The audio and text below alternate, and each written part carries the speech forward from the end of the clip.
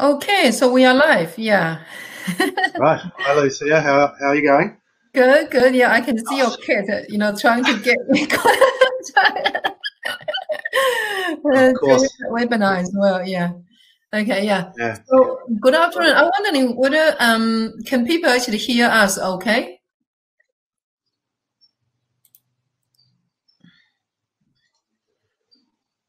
We got chat.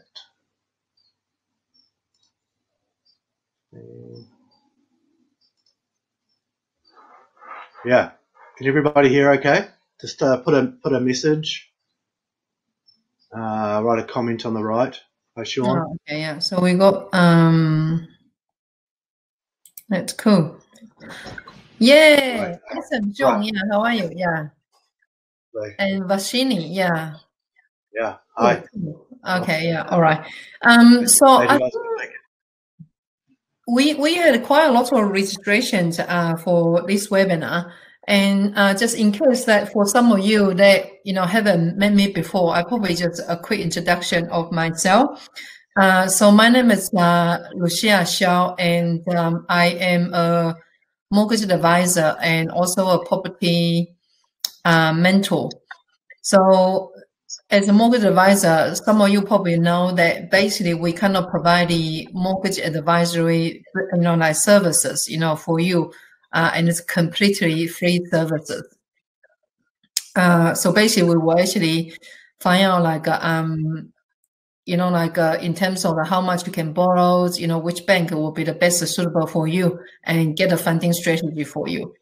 And then another services we provide is property mentoring. And with the property mentoring, it's particularly for people that they are really serious about building their portfolio and they don't want to make any mistake, that. So I basically I can guiding you through and then fast track your success. Yeah.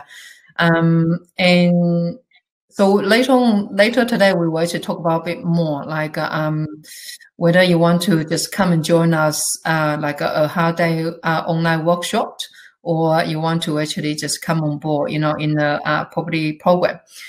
So joining today is Paul. So Paul, actually, I met Paul like 2 years ago. Yeah, about 2 years ago. And I think at that time, when I met him, he didn't think, like buying a house, buying a home in Auckland was possible. Yeah, okay. So I think after quick chat, I think he realized that absolutely changing his mind, and I think he's really great, to work with. Basically, like whatever I suggesting, my advice, he will just took it on board, and he will just go ahead and do it. Yeah, okay. So we were very lucky having him to actually share your guys like how he actually 10 times his property portfolio in a very short 2 years time frame, and also um, the rental income is going to be close nearly like $4,000 a week. Yeah.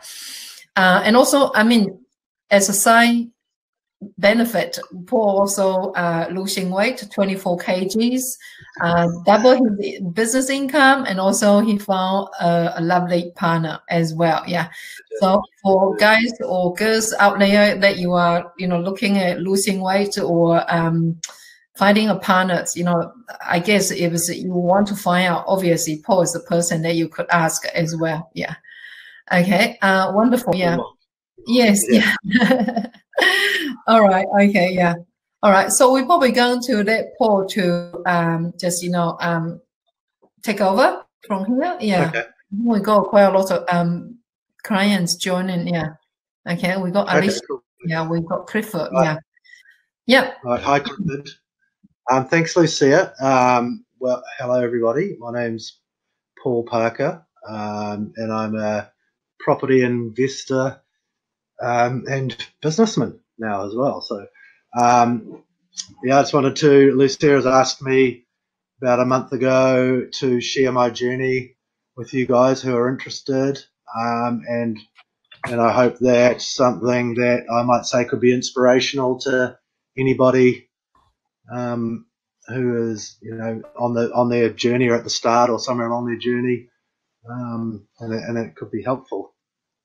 So I had always known that I needed to do some work on my investment portfolio for the purpose of retirement. So I'd left it quite late as well, so I'd always been like spending my money week to week and always having rental accommodation, and never really thinking about, just living for today and never thinking about how I might survive when I can't really work as much as I can now in the future. So, when I retired when I was 65. So probably about 10 years ago, I started to think more and more about my future financially. And I actually worked out that if I saved $700,000, that I could invest that on the stock market in a managed fund at like 10%. I figured you get about 10%. So I could earn $70,000 a year, and that would be enough for me. It's not now, but I thought that would be enough for me to survive out my days and not have to go to work. So when I did the sums and worked that out, starting at 40 years old, it was going to take me till about age 68, I think, and that was saving more than half of my income every week. So that quickly became unachievable or unattainable to me anyway. So I started to look for other ways. I thought there must be some other ways that I can get to, financial freedom sooner than that. And I quickly turned to property investment. I saw in the news and in the media that people were making lots of money from property investment. I had no idea how to do that at all. So I tried to buy a house in about 2012. I started to look at ways to buy a house, and I thought that I would try to get into the housing market in Auckland. And at that time, the prices were increasing pretty much weekly. So as I was going and trying to buy houses, they were going up $10,000 or $20,000 per week. At that time, it was pretty crazy, and I had no experience, so I was trying to buy like the wrong properties. I couldn't get very much money from the bank on my own, so I was looking at like $270,000 at that time, and trying to buy like 1-bedroom flat or something like that. So I couldn't. I had a lot of fear as well. I was like scared that I was scared of things like I'd borrow too much money from the bank, and then the interest rates would go up, or the value of the property would go down, and I would end up having a huge mortgage with a property that wasn't worth what I owed on it, and get into severe debt. So I was frightened of debt at the time. And I got scared away from the Auckland market as that was going higher and higher. I wasn't confident that I could buy a property in Auckland and that would be good. I actually thought that Auckland was the silly place to buy. And so I went looking elsewhere, and I settled on Tauranga, and I was able to buy quite a good. And shall I go to the? Yep. We've got a PowerPoint presentation here. So I went to the market in Tauranga where houses were much more affordable.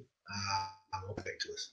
So I ended up buying this property in 2015. So I had a journey of a couple of years just to buy my first house. So this is how cautious that I was around spending money. So this property I bought in Tauranga in 2015 for $310,000. So that was on the market for $295,000. And when I saw this property, it came on the market one day, and I spoke to the real estate agent the next day, and he said that they had 3 other people interested in buying this property. So it went straight to a multi-offer. So I had to increase $15,000 more than what the asking price was to secure this property. And I'd been trying for 3 years to buy a property. So it was pretty, a pretty epic moment when I bought that house. But it was also a big learning curve. So for me to spend $15,000 more than that property was even, being marketed for was pretty crazy to me. And that was really big money. So I was quite worried about that. But on that Tauranga market on the back of Auckland, I think a lot of people like myself went to markets like Tauranga and Hamilton and Rotorua, and I think that drove the prices up there. So I actually did relatively well out of that property. But I'll come back to that. So in the meantime, I had a friend in Auckland, Mike, who had met Lucia. So in a company where I work, one of my partner companies, Lucia had done a mortgage for Jamie, a guy called Jamie there that I know. He bought a couple of houses through Lucia, and then Mike, my mate Mike, had met her through that guy. So I was helping Mike one day. He had bought a house in West Auckland, and he was renovating that, and he renovated that from a 2-bedroom to a 3-bedroom, and increased the value there. And I was around there just helping him one day, painting the ceiling in the lounge. And he had told me about Lucia, and that she had got, mortgage for him, and the amount that it was, and that she had like a method to to increase your value. So sorry, I'm getting tongue tied. But anyway, Lucia came around to visit Mike on that day, and I was really interested to meet Lucia. So I sat outside and had a cup of coffee and spoke to her for probably about an hour, I would say. And I think Lucia was quite surprised because I quite grilled her with some pretty, some hardcore questions. And I think she thought that I was very skeptical of her and skeptical of the plan that she had. And I was skeptical of, like the Auckland market and borrowing large amounts of money. But when I spoke to Lucia, she instilled so much confidence in me, and I noticed something in her straight away that I was attracted to. I think it's around the confidence of investing, and she obviously had a lot of experience around it, and I noticed that, and I was attracted to that. So I was really interested to hear what she had to say. And then by the time we had that 1 hour conversation, something inside me knew that I needed to align myself with Lucia if I wanted to increase my property portfolio in Auckland. And she told me that she had a $17 million property portfolio and that I could do that as well. So I wasn't sure that I really believed that, but I was definitely interested. So I went along to one of her seminars and learned about the mentoring program. And in that mentoring program, I was one of basically the founding members. There's only a couple of other people that were interested, and myself back a couple of years ago. So I thought that that was a good opportunity for me to get in on the ground level. And I had to go through a few things that I, learning and growing. So I did, things that I had to do. Well, we'll come back to those, but I joined the group anyway, and in there I learnt about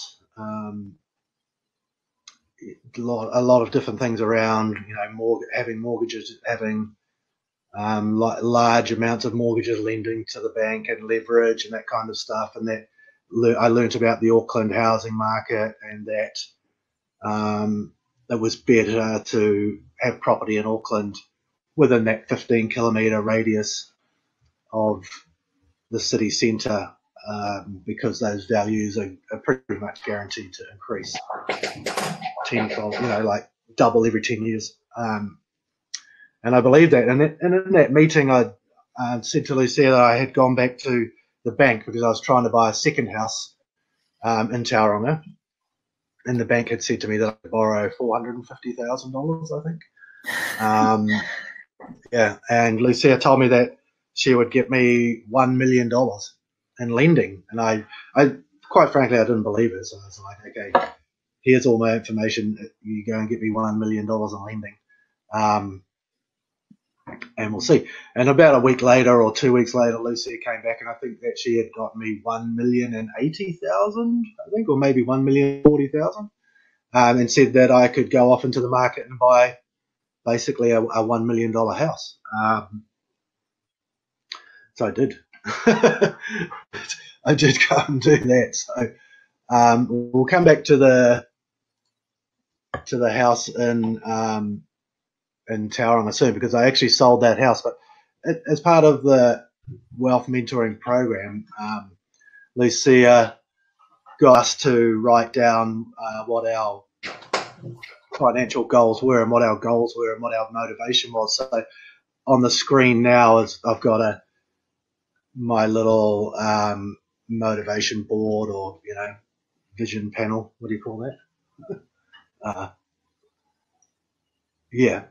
So I've got like world travel on the left hand side there, and diving. I like diving is something that I'm interested in, and at the top there I've got trail running. So I do that for exercise, and I want to be able to do that a lot more and work a lot less and have financial freedom. And then down I've got my family, Alyssa, Tobin and Safi, and then in Australia I've got my daughter Chelsea, and I want to be able to spend more time with those guys and be time rich rather than time poor, which is how it seems it is now. I can't actually see me. Can you still see me, Lucia? No, I can't. Yeah. Was it your Okay. internet? Oh, yeah, it's coming back now. Yeah. Yeah, it goes in and out.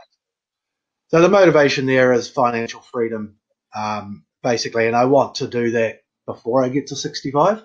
And I just saw with Lucia that there was an opportunity to be able to do that. So I thought to myself, if I go to the seminars and the wealth mentoring class as much as I possibly could, and I did that in that first year, learnt as much as I could about finance, the market, investing in Auckland, and applying that. So it was, I've learned over the time to do like the next step, and not wait. So I've been very good in what do we do next, find out what that is, and then apply that.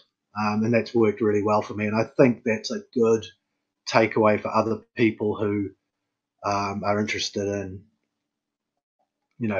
creating that financial freedom and generating that wealth and having the property portfolio. Like, talking about it is great, but I think it's really important to make that next step straight away and don't wait. That's kind of how that's worked well for me. So that's the motivation. And then with that, with the property in Tauranga, I just spent a couple of weeks down there and ripped all the wallpaper off, painted all the walls, and just did some renovation down there that was very minor. And then I rented that property out and just let it sit there. So I spent $10,000, including chattels, on that property, and then I rented it out for 2 or 3 years at $390 per week. So the mortgage of that was $300 per week. So that it covered itself. I had insurance and rates and things like that, which are pretty normal sort of costs. So in 2018 or early last year or late in 2018, from what I'd learned through Lucia's classes, I quickly realised that having property in Tauranga was not a waste, but that money would be better off used in property in Auckland, and I'd learned that pretty quickly. So my ideas had changed from fearing mortgage and fearing the Auckland market to embracing that, and I learned that through the mentoring class and changed. So I actually got quite lucky and sold that property for $485,000 in 2019 or late 2018, and by the time I paid legal fees and real estate fees, I think I ended up with a profit of $150,000. So that was before the bright line, so I didn't have to pay any tax on that one.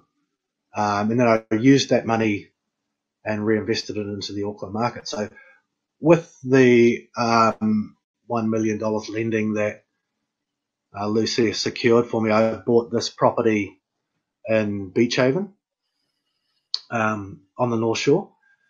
So the purchase price was, as you can see there, $939,000, but it was quite an interesting one. So they wanted $1.2 million on the reserve at the auction, and I'd been to quite a lot of auctions as well. So it was an interesting process and learning curve for me in that auction. So I'd gotten Lucia to come along to help because I was quite nervous about the auction process and bidding and that kind of thing. I wasn't really that up with the play on that. But I had been to some auctions and lost for different reasons. Maybe trying to not spend that last $1,000 or $2,000 or $5,000.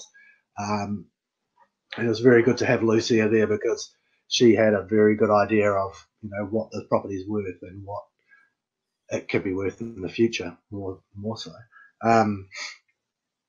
So there was we got kind of lucky on this one because we bid it up to $920,000, and then that didn't obviously meet the 1.2 million. So another couple had the higher bid, and they went and did I can't remember what it's called. Negotiation. They struck a deal up with the owners, and it came back out on the market at I don't know what's going on there. So I just lost something.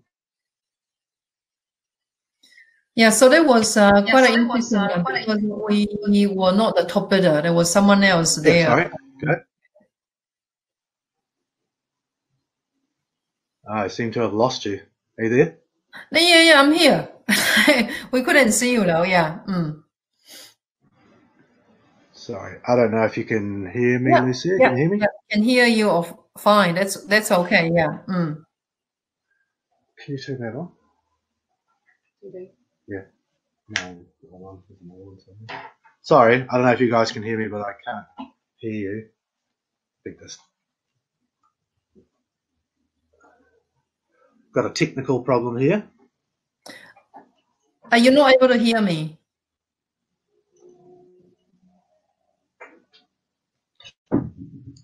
Sorry about this. Okay, can you hear? Yep. Okay, you can hear me. Okay, cool. Okay, so that auction process, the other couple had the higher bid, and I think they came out at $932,000, $935,000, and I felt sorry for them because they thought they had secured that property, and then it was actually over my limit of 920. So Lucia said that she would do it, and she finished the bidding on there and did it just $2,000 more a couple of times, and we secured that property. So that was $19,000 more than I had wanted, over my limit. So it was good to have Lucia there because she knew that the value of that property would increase over time. So what we then did was renovated that property. So I took the money that I made here in the Tauranga property, which was $150,000, and maybe I had some more money of my own, and the property at Beach Haven. I'm not sure if you can see from there, but it's a 2-story building that had, it was 180 square meters. And what I did, and I project managed this one myself. So what I did with that was split that into 3 dwellings in the same building. So we had a 3-bedroom, 90 square meter dwelling in the top. And then down the bottom we had a 2-bedroom, 55 square meters, and then a studio apartment. So those, they've come back again. So the studio apartment was 35 square meters. So that cost $180,000 to do that renovation. And you can see on here that the return was 300, 450 and 580 in rent for each one of those, which is what I currently get. So they added up to 1,330, which is what it currently gets now. I think, yeah, Paul seems like we kind of lost Paul, but I probably wait until he log back in.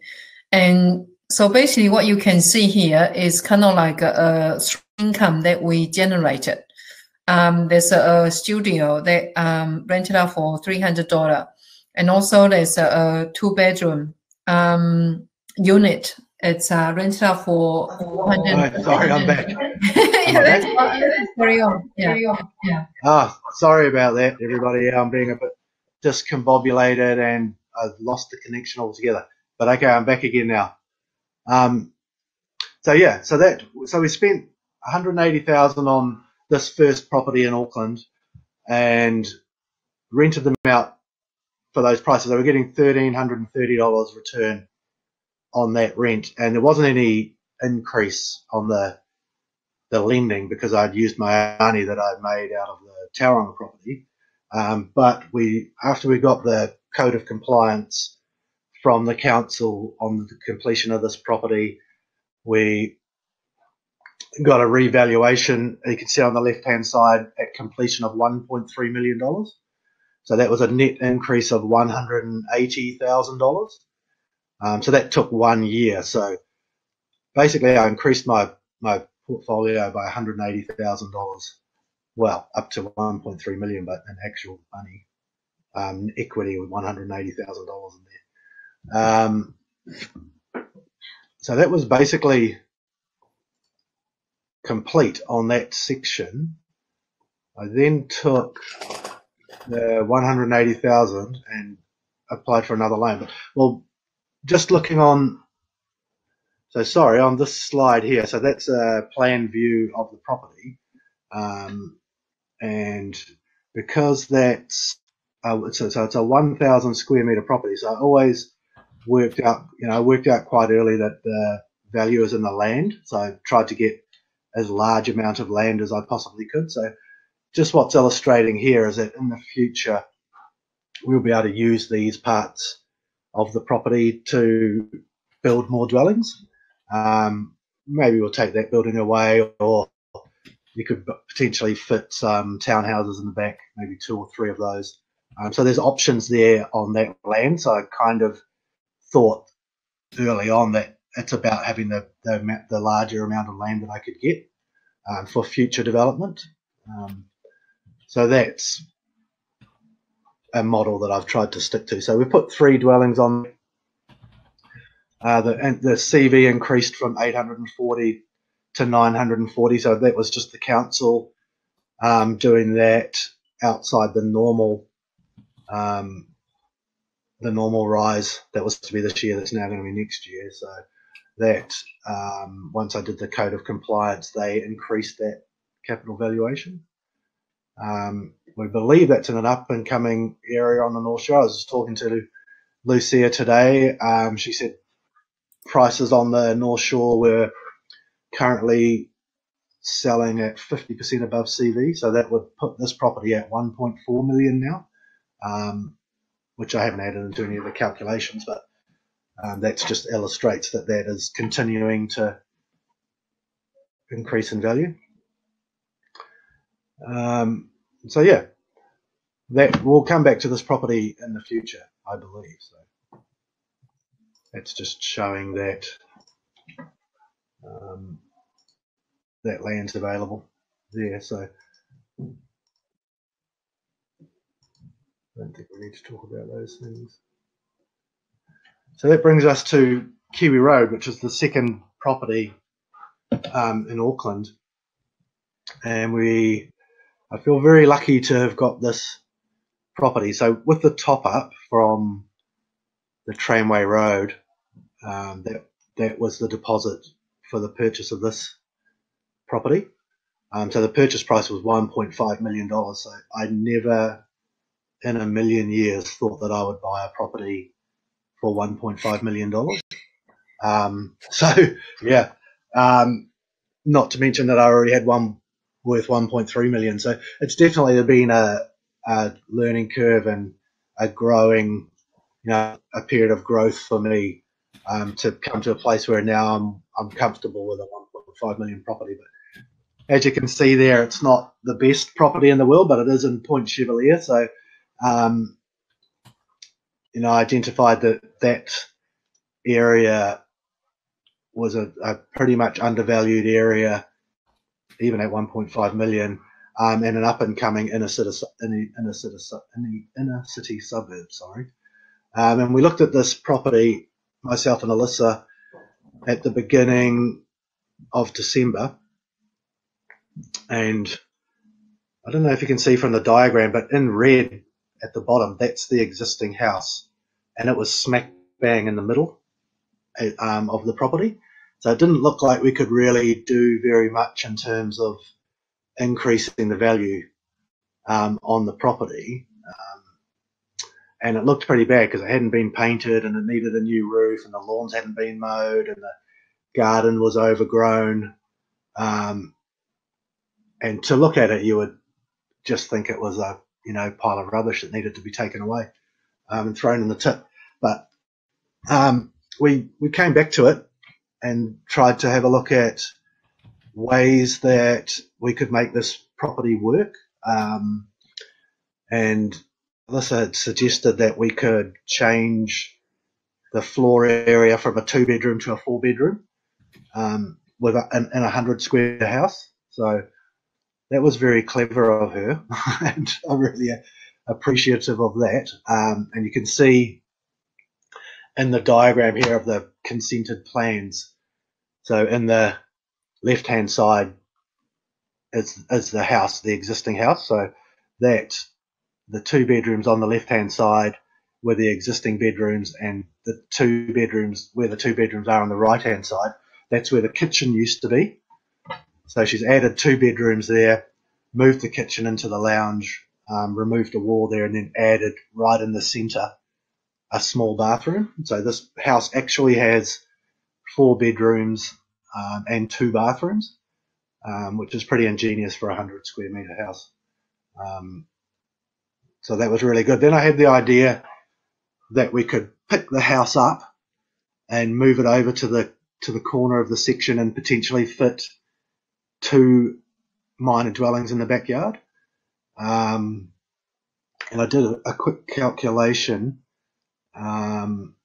just like a really rough one, and came up with this little concept drawing down the bottom, where I could fit the 2 on there, but I wasn't sure whether that was going to work or not, so it was a little bit of a gamble. So we had to send that to Saga City, who's the guys that designed this, to go through that design process to see if it would work. And they actually came back to me. I thought that we could put 2 2-bedroom dwellings on the back, but they actually came back and said we could put 2 3-bedroom dwellings on the back, which is illustrated in this drawing. So on the right-hand side, we've got mirror-imaged minor dwellings. So there's 275 square metre or 77.1 square metre minor dwellings, 3 bedrooms each. So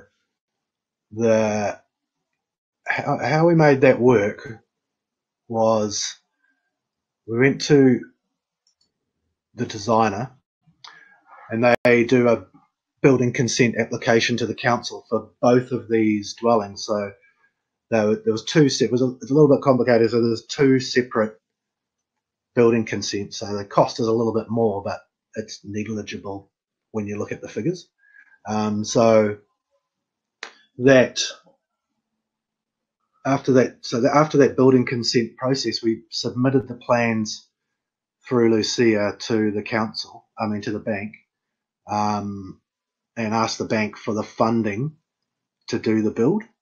And then based on that, they have asked for a valuation. So we got a valuation done based on the building consented plans, and that came back on the completion at 3.5 million.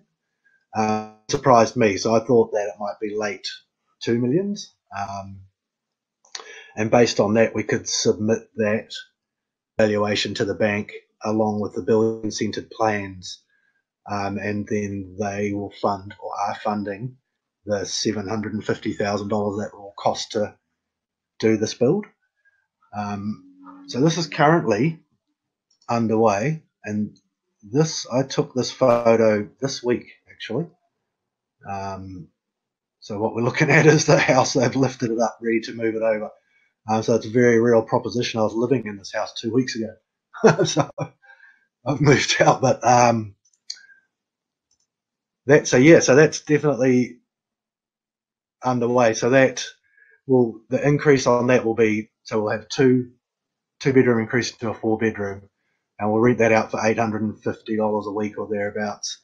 And each one of the 2 3-bedroom minor dwellings will rent out for $750 each or thereabouts. So that total of that comes to $2,350 a week by the time we finished. So just recapping on that, the purchase price on the left-hand side there was $1.53 million.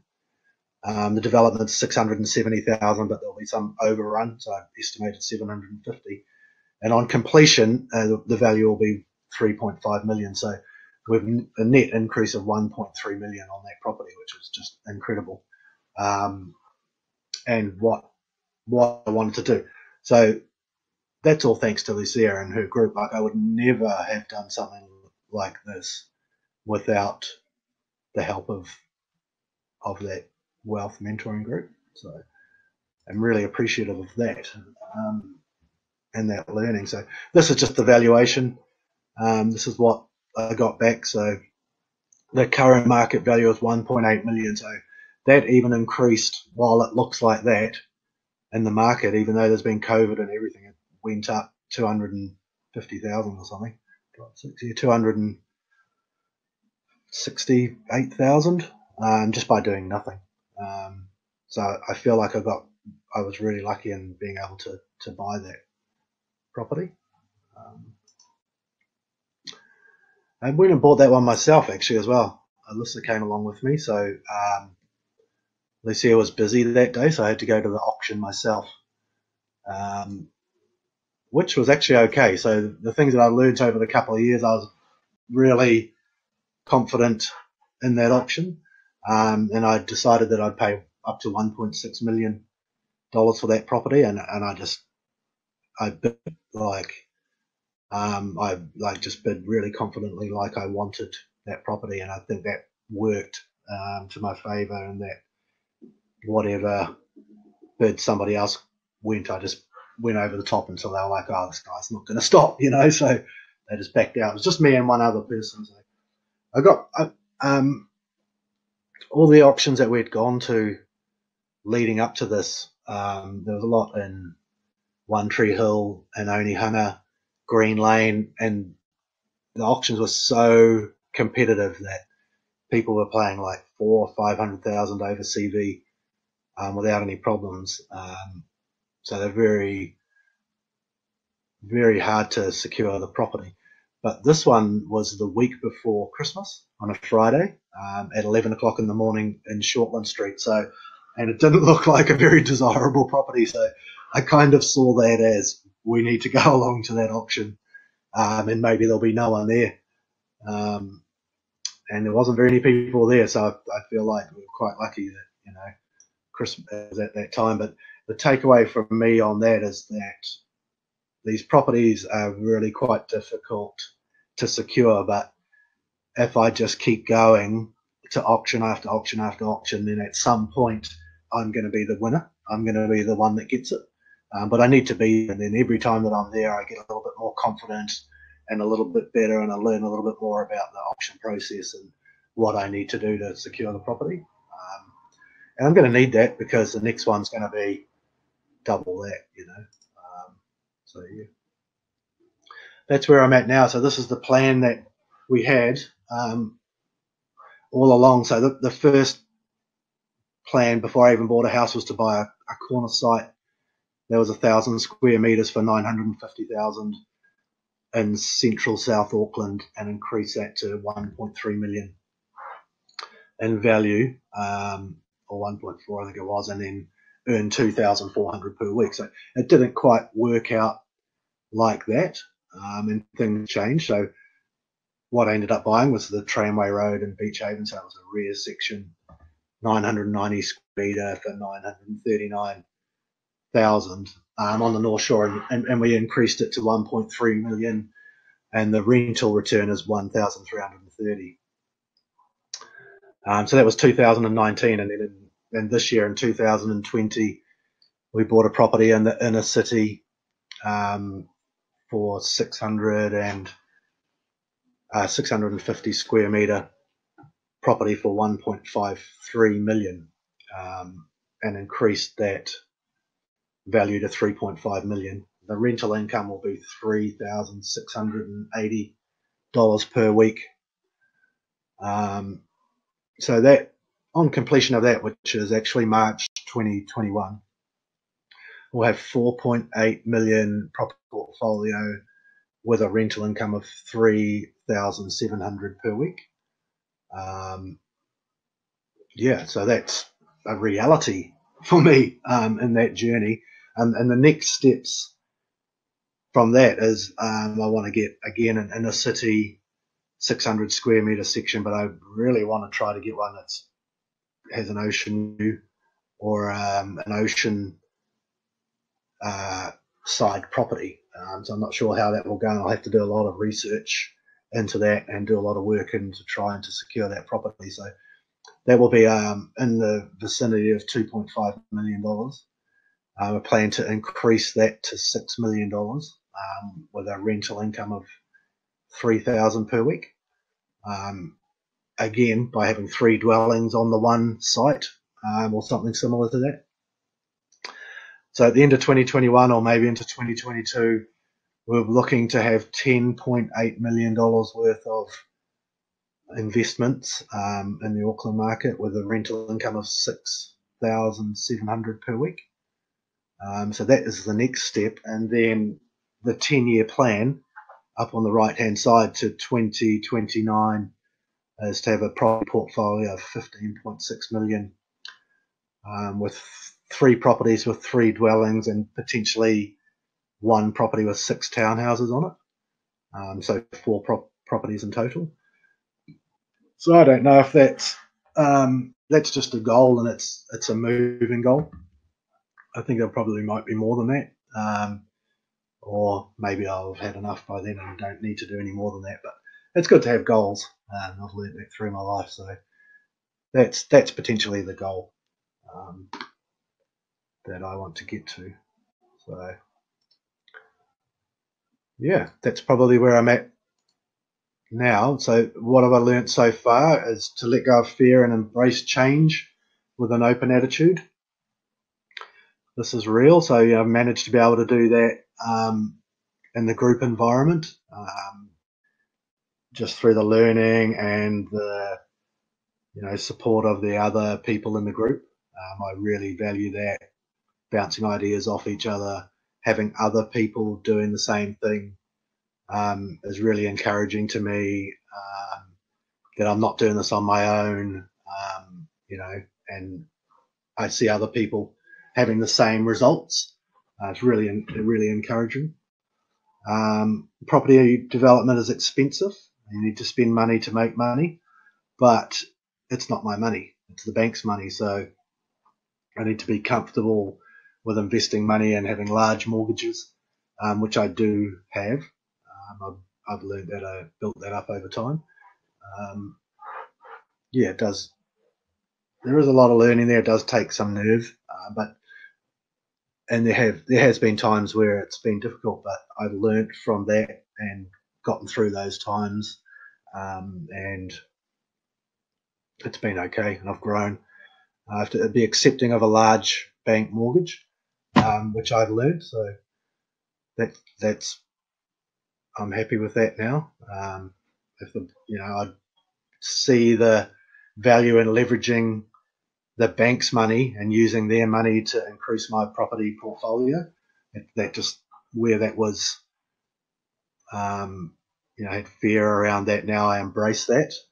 And why would I use my own money if the bank's going to give it to me? So, and then, you know, around maybe the interest, I just see that as negligible because the value of the property increases far more than they will ever, you know, charge an interest. So, being a part of the group, which I've just spoken about, that provides education, encouragement, and guidance towards my goal has been paramount in moving forward. And that for me is the biggest thing, is being part of the group, having that support, other people doing the same thing to achieve, you know, a common goal. That's really important. I like to share my experiences and share with the other people's experiences as well. Yeah, so that's about where I'm at. Are you still there, Lucia? I can't hear. Hello.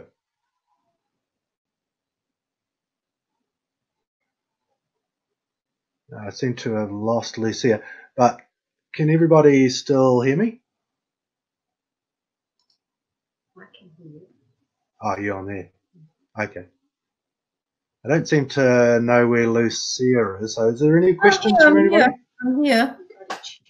I'm on it, yeah. We can't see you though, Paul. I don't know what's going on there. So William is asking. All right. We got another question here. Yeah. So. Okay. So William is asking, what is my LVR, loan value ratio? 50-50? No, it's 80% lending is what we work on. Yeah. I hope that answers your OTP, So other people's money, Katia. Yeah. Okay, great. Okay.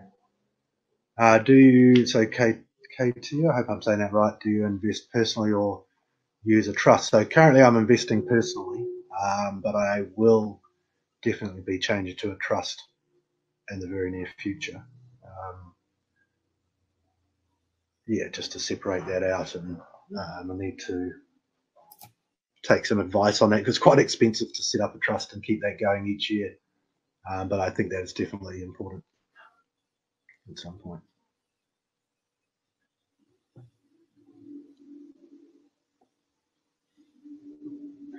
Okay, Sean, hypothetically, if all the banks bring in the DTI ratios, how would this process change? I think that's probably a question for me, yeah. Lucia. Are you there, Lucia? Yes, yeah, I'm here. Can you hear me? Can you hear me, Paul? So I'm on, but Lucia's not. No, I can hear you though. Can anyone hear me? Okay, so Jenny's asking, what's your job now, Paul? Are you still working? Yes. I have a business where I run a security company, and I have staff. I can't hear you, Lucia. Oh, but I can now. I have about 4 or 5 guys working for me. We do security installation on large commercial jobs. So we do access control, CCTV, intercoms, and alarm systems. So that's how I earn my money currently, and I will have to work until such time that until such a time that I don't have to. I'm sure in a few years I think. So we've got a bit of a technical problem here where I can't hear Lucia. So that's making it quite difficult. But I think since people don't hear me. There's a delay of 10 minutes, 10 seconds between what you say and what gets here. Right. Yeah. Should I try to William, so do you build and hold? Yeah, it's buy and hold differently, yeah.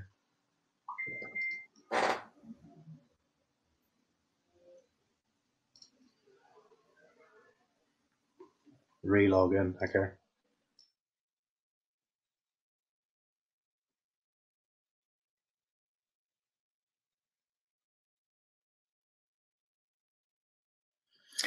Yeah, I guess the people can hear me. Yeah, I don't know what's going on with but I think Paul is actually going to relog in. Okay.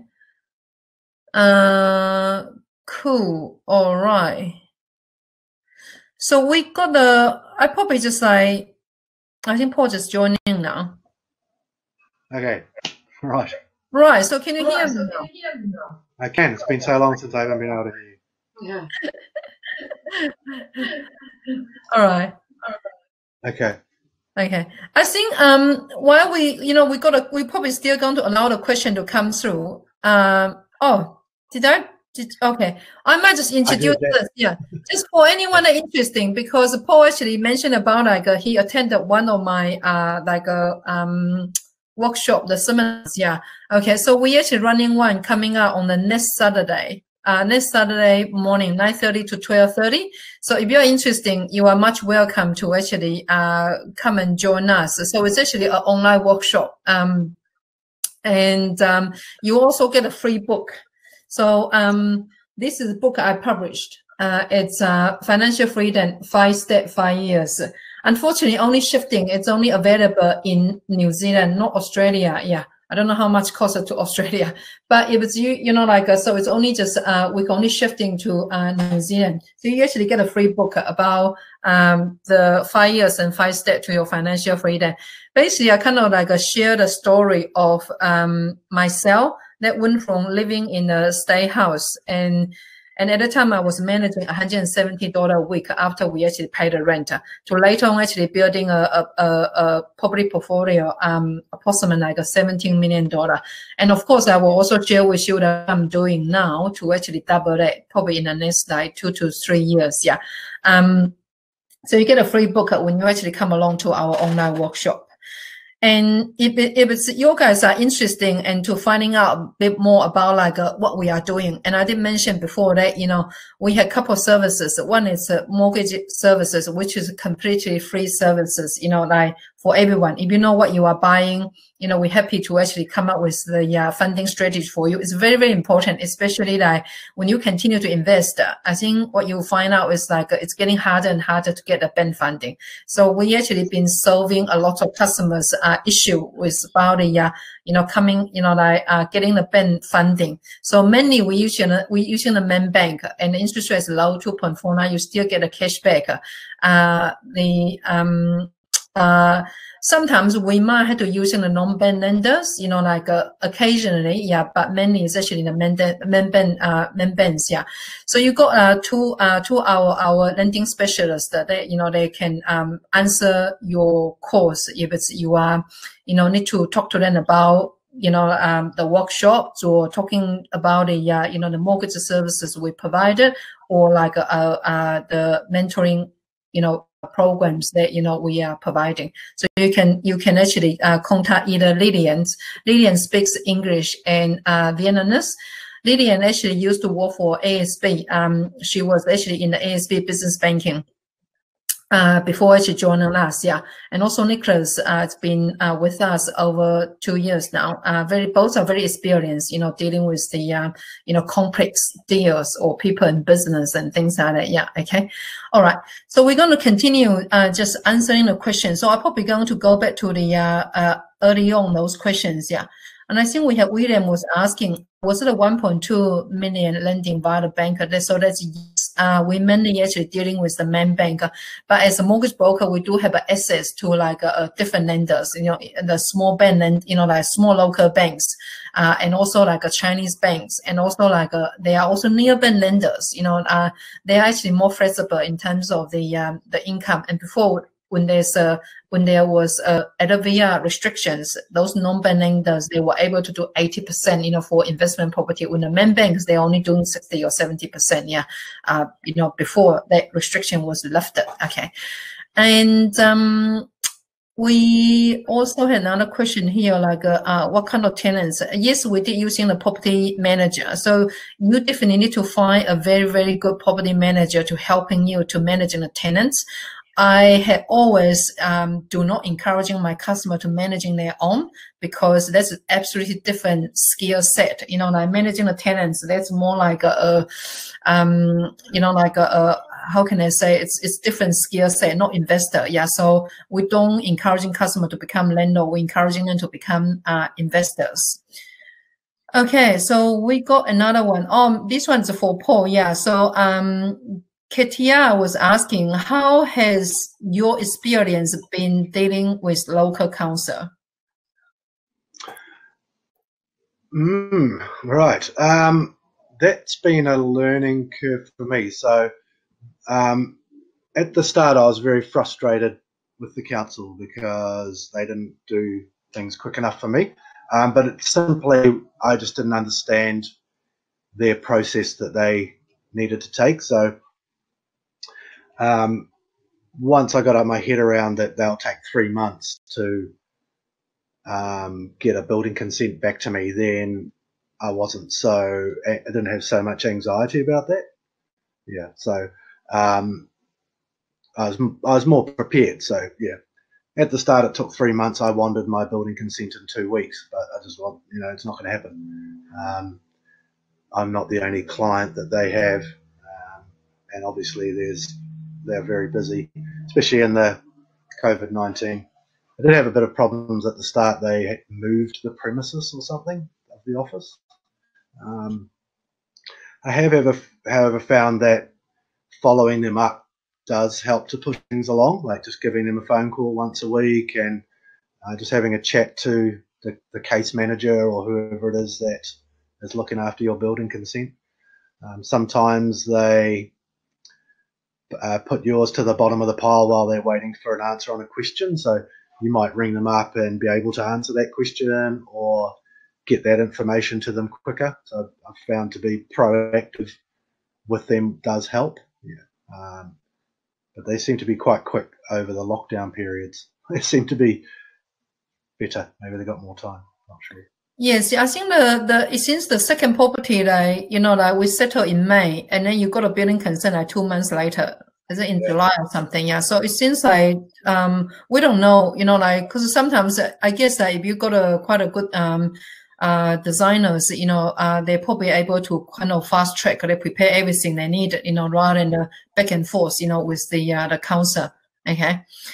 So yeah, so we have a obviously if you're into the programs that we will actually share our contact with you. Yeah. Okay. We have a curious asking, like, what area in Auckland do you recommend investing? So I think Paul kind of covered it in his presentation, talking about like 15 kilometers around the CBD. So we actually are investing in Central Auckland. However, that doesn't mean that we only invest in Central Auckland, because sometimes the people might have their reason that they want to live in the North Shore, or they want to live in the West Auckland, and that's all good. Yeah. So we do have, like, Paul's first one was actually at the Birthday Glenfield area, because that was the area that he used to rent there. We had customer investing in the Te Atatu, you know, because they like the area. So that's all good. Yeah. Okay. And Henry was talking about what do you mean recycle deposit? So so this is kind of like it said, like, if you come out with a deposit of like $200,000 to buy $1 million house, and recycle deposit is, that means that you need to make sure that before you actually even make a decision to buy the property, you have to make sure that, you know, after you bought a property, after the improvement that you will do to it, that you are able to top it up and then recycle the deposit out. Okay, so just like we don't buy things like you just put a deposit in there and then what next? Yeah, okay. So say like you might be buying something $1 million, you are able to increasing to $1.5 million.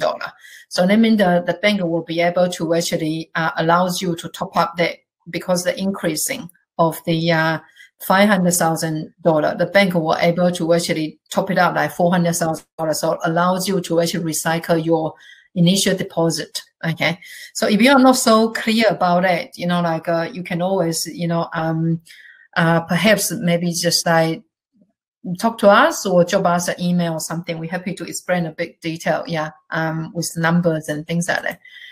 Okay, we got the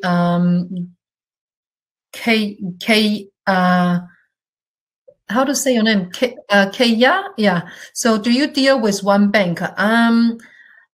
As I mentioned before, as a mortgage brokers, we actually have access to all the different lenders. So including the main bank or like local banks, near banks, you know, like all the banks. Yeah. So not just dealing and not idea, just, you know, deal with one bank. Yeah. Okay. And so the approach is build and hold. It's quite not necessarily build, because sometimes it might be a renovation. And I think earlier today I was talking to Paul about it. The cost can be a bit lower because with that adding 2-bedroom things, you know, there are better way that we can actually reduce the cost. And I think one thing to remember is like most likely you're probably not going to live in first house or second house or whatever. Yeah. So just make sure that what you are buying is something that allows you to actually recycle the deposit. Strategy we're using it could be buy, renovate and hold, buy, you know, developer and hold, things like that. Yeah. But definitely it's holding. We don't do trading because it doesn't make sense with trading. People are putting a lot of energy and effort into trading.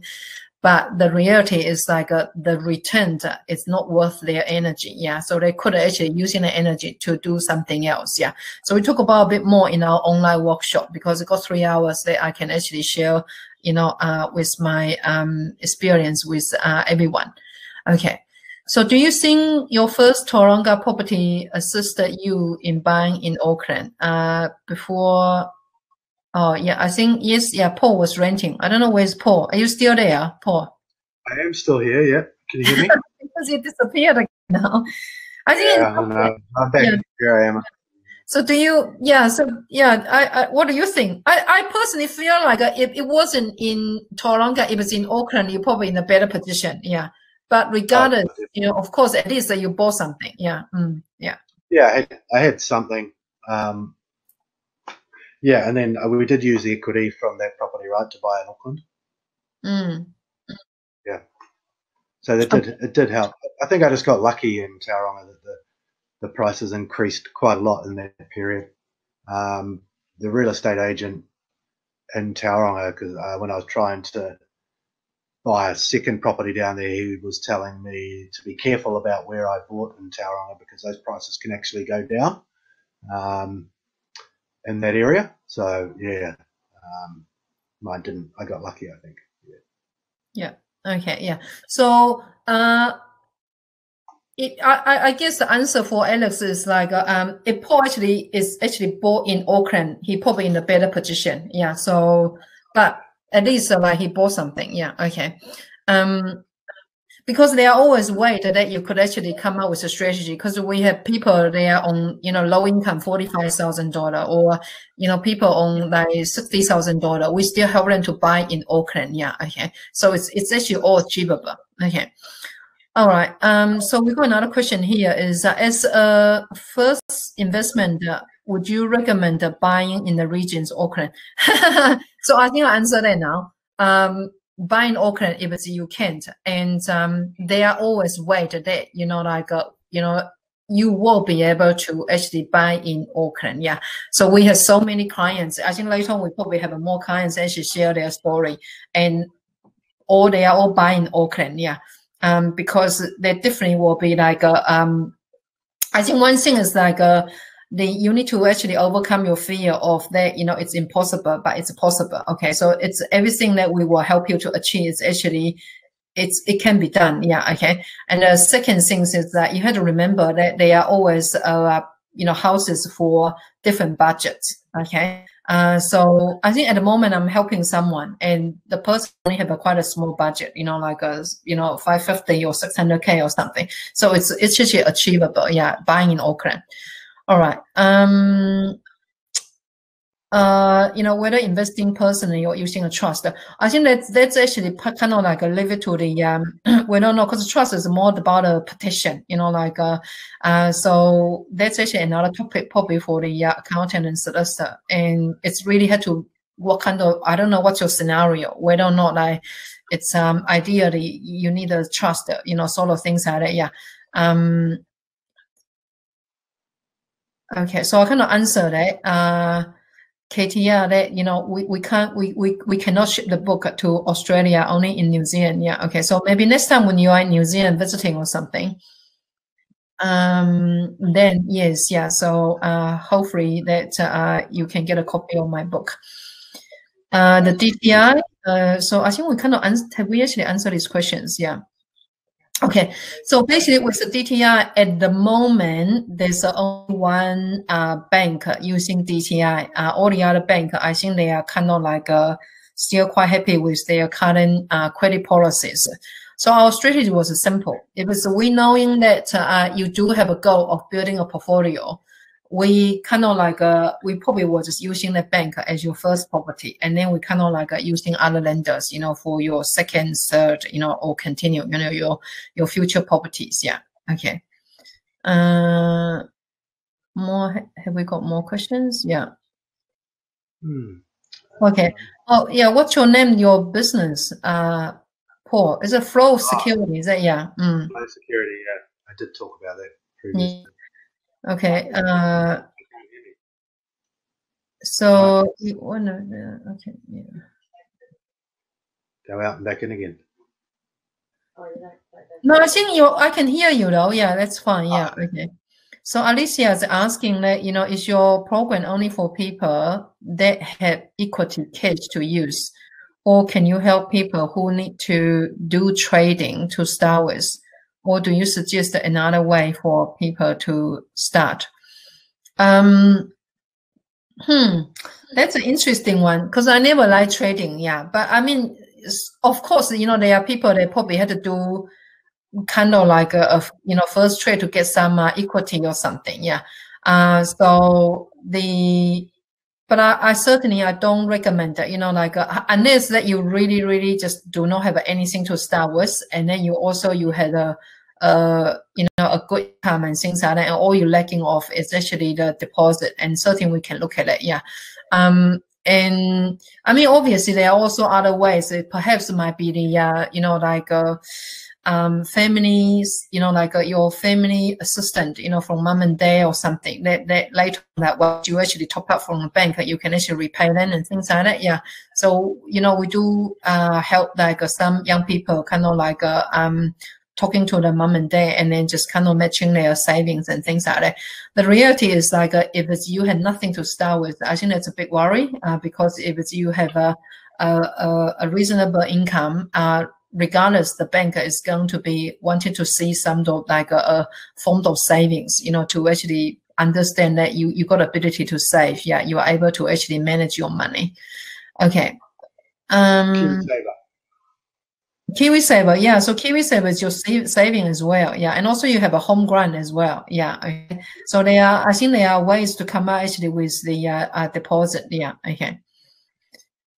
Oh, okay. So Kaya is talking about, yeah, we can get a book to ship it to your mom in Auckland, yeah. I think that's fine, yeah. That's awesome, yeah. Okay. What type of home and where in Auckland should I buy as my first home to best and quickly recycle my deposit? So we quite focus that the things we don't buy is apartment. We do not buy apartment. We do not buy units. However, you know, there are cases might be a good units and that customer have a limited deposit to start with. We buy units. Yeah. Okay. We don't buy new beer because you cannot recycle the deposit, you know, like you know, like what we are doing. And so really, I was seeing that that's really like a personalized question. So, I mean, you probably feel quite comfortable to talk to Lillian, and Lillian probably will be able to just, you know, do a quick assessment of like, you know, what's your scenarios, and come with like a basic, you know, like the strategy for you or something. Yeah. Okay. we have Sue. So is all your lending from the banks or second? Oh no, it's all from the bank. Yeah. Okay. Occasionally, there are some customers, like we may using non-bank, but that's only for a very short-term solution. So mainly we're dealing with the main banks. Yeah. Okay. So do you have a preferred provider for renovations and property development? I'm not quite sure whether. So we do share the contacts with our clients. So because those like designers, builders, they are extremely busy. So they are not interested in like providing the quote or something. So we very careful that we only sharing their contacts to our the customer coming into our property programs, that we share the contact with them, because those clients, they are really motivated, and that's what particularly the builders, designers, they actually prefer to dealing with this type of clients. Yeah. Okay. Do you still rent? No. Yeah. Paul was quite lucky. Yeah, found a partner. Yeah, so it's got a free accommodation at the moment. Yeah. It's not quite free, but I've got somewhere to stay. Yes. Yeah. Okay. Generally, my situation's a little bit different. So, I've stayed in the houses that I've bought, not the one in Tauranga, but the North Shore and Kiwi Road. I stayed there as long as I could, but obviously with the level of renovations now, I can't stay there. I stayed in the one in Beach Haven throughout the whole renovation. There was like no jib board on the wall and holes in the floor. Yeah, so, but I'm prepared to do that. I understand people can't do that with families and partners, and people just don't want to live like that. So, but I don't rent now. No. Yeah. Okay. So we got last question here is Ben. If you were just starting with 150, how would you start? I'd probably join Lucia's program. Yeah. It doesn't cost 150 though. Yeah. But obviously that we will show you like how can you actually using that money and then come up with a strategy for you. So that's actually part of our property program. As I mentioned before, we got two business. One is mortgage services, which is completely free services. So if you are knowing what you are buying, what you're going to do, awesome. We're happy to actually just provide the funding for you. And we're very good at that. Like we have lots of investors, they kind of stuck, they couldn't actually continue to invest, but we were able to come up with the money for that. It's just because myself, I'm coming from the banking background. I spent 15 years with ASB, and also like myself, also a property investor. So I know that it's so important that finding the money, getting the bank funding, that's really, really crucial, when you want to invest in property. Yeah. Okay. So Ben, if you're interested, feel free to actually register our online workshop, and you do get, it's a $20 ticket though, but you do get a free book, Financial Freedom 5 Steps 5 Years, or you can actually give Lillian a call, or yeah. Okay. All right. So I guess that's actually all from us. Yeah. I don't know, Paul, do you have anything else that you want to share, or yeah? Yeah, no, I'm good. I don't know if there's not any more questions. Yeah, I know Lucia was saying at the start that I'd lost quite a lot of weight since meeting her, but that has always been a goal of mine, is to get fit and healthy. So I was 100 kilos at one stage, and I'm now 80 kilos. So I lost 20 kilos, and I did that by exercising, running upstairs, running in the bush. And tracking my eating by using the what's the app? I can't remember. What's the name of that app? MyFitnessPal. Yes, I used the MyFitnessPal and just track what I ate, have set a goal, and don't go over that. So it's quite easy. And then I also met Alyssa, who's sitting over here. Hi, Alyssa. So I met Alyssa since being in Lucia's program. I don't know if it's directly related, but maybe I've got some confidence or something about myself and some forward thinking, and maybe Alyssa was attracted to some of that. Anything to say about that, Alyssa? Yeah. Yeah. So yeah. Cool. Things are going well. Thanks, Lucia. Yeah, no problem. Yeah. Okay then. Yeah. So thank you everybody. You know, spend an hour and a bit with us. All right then. Okay. Okay. Thanks everybody. The rest of Have the a good weekend.